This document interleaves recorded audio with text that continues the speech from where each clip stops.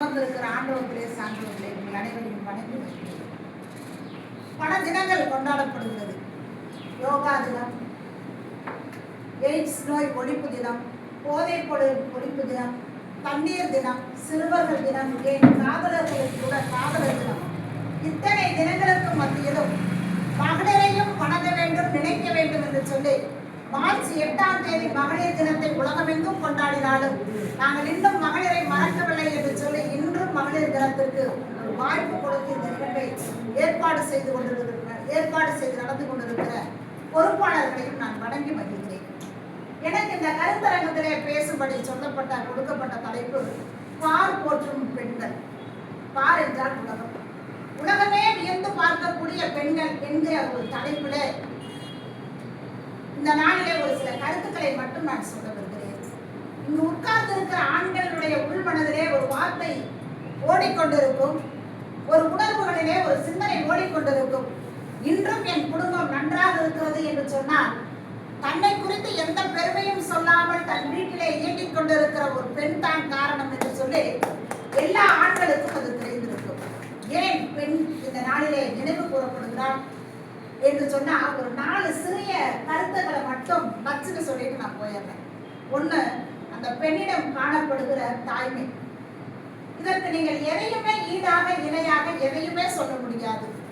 அறிவியலில் எத்தனையோ முன்னேற்றங்கள் மாற்றங்கள் விஞ்ஞானத்திலே வந்திருந்தாலும் அந்த வயிற்றுக்குள் நிகழுகின்ற பரிணமிக்கின்ற உருவாக்கப்படுகின்ற அந்த உயிர் உருவாகுகிற அந்த விதத்தையும் எலும்பு உருவாகுகிற விதத்தையும் அந்த பிரசவத்தின் போது உடலில் ஏற்படுகிற மாற்றத்தையும் பால் ரத்தம் பாலாக மாறுவதையும் இன்னும் விஞ்ஞானிகளால் கண்டுபிடிக்க முடியவில்லை, வியந்து போயிருக்கிறார்கள்.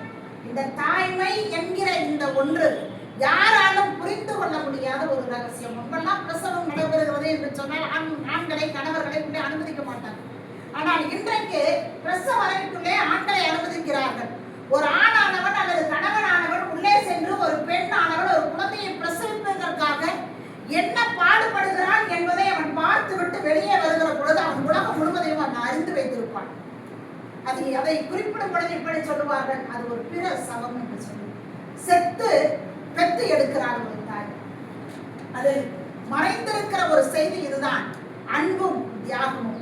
ஒரு உயிருக்காக அவள் தன்னையே அன்பு செலுத்தியதன் விளைவாக அவள் செய்கிற தியாகம். தியாக தினம் என்று சொல்லி ஏப்ரல் 11 கொண்டாடப்படுவது உங்களுக்கு எத்தனை பேருக்கு தெரியும் என்று சொல்லி எனக்கு தெரியல. தியாகத்திற்கு மறு சொல்லாக ஒரு பெண்ணின் தாய்மையை குறிப்பிடலாம். அப்பேற்பட்ட ஒரு பெண்ணை இந்த மகளிர் தினத்தில் நினைவு கூறுதல் என்பது ஒரு மிகப்பெரிய ஒரு செயல் அல்லவா. இன்னும் ஒரு விஷயத்தை சொல்றேன், பெண்ணிடம் மறைந்திருக்கிற இன்னும் ஒரு ஆற்றல் என்கிற ஒரு சக்தி. பெண்ணிடத்துல தாய்மை மட்டும் நினைத்து பார்க்க வேண்டிய ஒரு செயல் அல்ல, அவளுக்குள்ள ஒரு ஆற்றல் ஒன்று புதைந்து கிடக்கிறது. இந்த ஆற்றலை நான் எதை சொல்ல வருகிறேன்னா அவளுடைய அறிவு. ஒருவேளை இப்படியாக கூட இருக்கலாம், ஆண் குழந்தை 9 மாதத்திலே பிறந்து விடும். ஆனால் பெண் குழந்தை அப்படி அல்ல, எச்சா ஒரு 15 நாள் அம்மா வயதுக்குள்ள இருந்துட்டு தான் வரும்.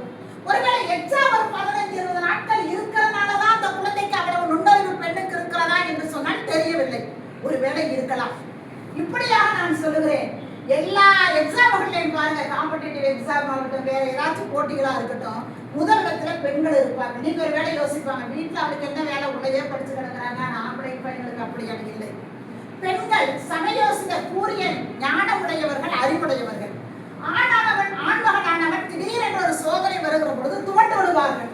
ஆனால் பெண் என்பவள் அப்படிப்பட்டவல்ல, அந்த சுமையையும் சுகமாக ஏற்று கடந்து வருபவள் தான் பெண். ஒவ்வொரு குடும்பத்திலும் பலதரப்பட்டதான பிரச்சனைகள் இருக்கும். பிறந்த வீட்டிலே அப்பாவுக்காக ஒரு பெண் எப்படியாவது வாழ்வாள், அம்மாவுக்காக ஒரு மாதிரி வாழுவாள், சகோதரனுக்காக ஒரு மாதிரி வாழுவாள், தம்பி தங்கச்சிகளுக்காக ஒரு மாதிரி வாழ்வாள். எல்லா விதத்திலுமே அந்த பெண் பல விதங்களிலே பல பரிமாணங்களிலே அவள் வாழ கற்றுக்கொள்ளுகிறாள். சரி, கணவன் வீட்டுக்கு வருகிற பொழுது அங்கு ஒரே ஆக்ஷன் தான், ஒரே நடிப்பு தான் நினைக்கிறீங்களா? இல்ல, அங்கும் அவள் பல ரோல்களில் அவள் நடந்து கொண்டு இருப்பாள். கணவனுக்காக ஒரு நடிப்பு, மாமனார் முன்னாலே எப்படி வாழ வேண்டும், மாமியார் முன்னாலே எப்படி நடக்கணும், நங்க வளர்ந்துகிட்ட எப்படி நடக்க வேண்டும் என்று சொல்லி ஒரு பெண் என்னவள் பல பரிணாம வளர்ச்சிகளிலே அவள் வளர்களா, இதை நாம் ஒத்துத்தான் ஆக வேண்டும். எந்த ரோல் அவள் நடிச்சாலும் சரி, ஒருவேளை பாட்டியா நடித்தாலும் சரி, பாட்டி ஸ்தானத்துல இருந்தாலும் சரி, அம்மா ஸ்தானத்துல இருந்தாலும் சரி, சித்தி ஸ்தானத்துல இருந்தாலும் சரி, அத்தை ஸ்தானத்துல இருந்தாலும் சரி, பிள்ளை ஸ்தானத்துல இருந்தாலும் சரி, அவள் கொடுக்கப்பட்ட எல்லா கதாபாத்திரங்களிலுமே அவள் அறிவுள்ளவளாக இருப்பாள். இன்னொரு விஷயம், சகிப்புத்தன்மை. அவர்கிட்ட இருக்கக்கூடிய அந்த சகிப்புத்தன்மை என்பது கடைசி வரைக்கும் இருக்கும். ஆண்கள் எல்லாவற்றையும் உதறிடுவாங்க, டக்குன்னு சொல்லிடுவாங்க, அந்த பிரச்சனையில இருந்து வெளிவந்தரணும்னு சொல்லி நினைப்பார்களாம். பெண் என்பவள் அப்படிப்பட்டவள். எல்லா சூழ்நிலையும் அவன் மனசுக்குள்ளேயே வச்சு சகிக்கிறவள். ஒரு உதாரணத்தை சொல்கிறேன். ஆடு பாருங்க, வெளியே மேயும், அப்படியே மேய்ச்சிட்டு உள்ள முழுக்கிறத போல கொண்டு போயிடும். ஆனா மரத்தடியில போய் அது படுத்ததுக்கு அப்புறம் என்ன செய்யணும், அது திரும்ப கொண்டு வந்து அசை போடும். பார்த்துருக்கீங்களா? எதுக்கு தெரியுமா? பெண் அப்பேற்பட்டவதான். சூழ்நிலைகளை அவன் அப்படியே திடீரென்று அவள் ஏற்றுக்கொள்வாள். ஆனால் அவன் ஒவ்வொரு விஷயங்களையும் அசை போட்டு பார்ப்பாள். இந்த சூழ்நிலையில நம்ம எப்படி வெளிவருவது? இந்த பிரச்சனையிலிருந்து நாம் ஓடி போயிடணும்னு நினைக்க மாட்டான். அந்த சூழ்நிலைகளை கடந்து வருவதற்கு நாம் எப்படி வாழ வேண்டும், என்ன செய்ய வேண்டும் என்று சொல்லி யோசித்து பார்க்கிறவர்கள். அதனாலதான் அந்த பெண்ணுடைய அடுத்த ஒரு சக்தியாக நான் சொன்னேன் ஆற்றல். மூன்றாவது ஒரு பெண்ணுடைய மிகப்பெரிய ஒரு சக்தி என்ன என்று சொல்லி பார்த்தீங்கன்னா, அது பவர் என்கிற சக்தி. அது என்னன்னா தைரியம். எந்த சூழ்நிலையிலும் சமாளிக்கக்கூடிய ஒரு தைரியம் ஒரு பெண்ணுக்கு எப்படி வருதுன்னே தெரியாது.